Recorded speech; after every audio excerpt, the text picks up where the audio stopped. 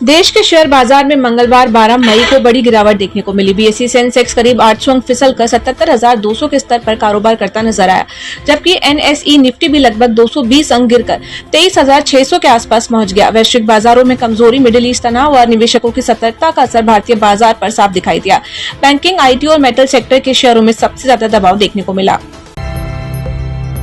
देश भर में ईंधन संकट की आशंकाओं के बीच केंद्र सरकार ने स्पष्ट किया है कि पेट्रोल, डीजल और एलपीजी का पर्याप्त उपलब्धता है। सरकार ने लोगों से घबराकर खरीदारी न करने की अपील की है। अधिकारियों के अनुसार देश में ईंधन सप्लाई सामान्य बनी हुई है और सभी तेल कंपनियां लगातार निगरानी कर रही हैं।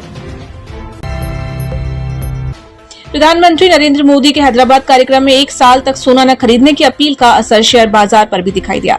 ज्वेलरी कंपनियों के शेयरों में भारी बिकवाली हुई और कई कंपनियों के शेयर करीब 10% तक टूट गए। निवेशकों की आशंका है कि सोने की मांग में कमी आने से ज्वेलरी कारोबार प्रभावित हो सकता है।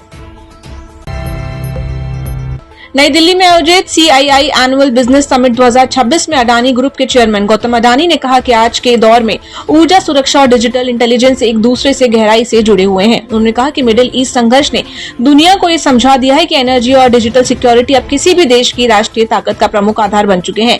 अडानी ने चेतावनी देते हुए कहा कि जो देश शांति के समय अपनी क्षमता विकसित नहीं करते, उन्हें संकट के समय भारी कीमत चुकानी पड़ती है। ईरान संकट और वैश्विक अनिश्चितताओं के बीच भारतीय रुपया डॉलर के मुकाबले कमजोर होकर 95 के स्तर से नीचे पहुंच गया है।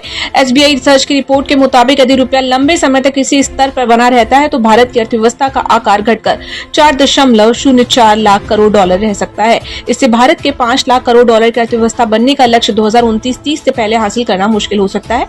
रिपोर्ट में कहा गया कि भारी दबाव और सट्टेबाजी के कारण रुपये पर दबाव बढ़ा है, जिससे निपटने के लिए आयात प्रतिस्थापन, निर्यात क्षमता बढ़ाने और वैश्विक मूल्य श्रृंखला में भारत की भागीदारी मजबूत करने की जरूरत है।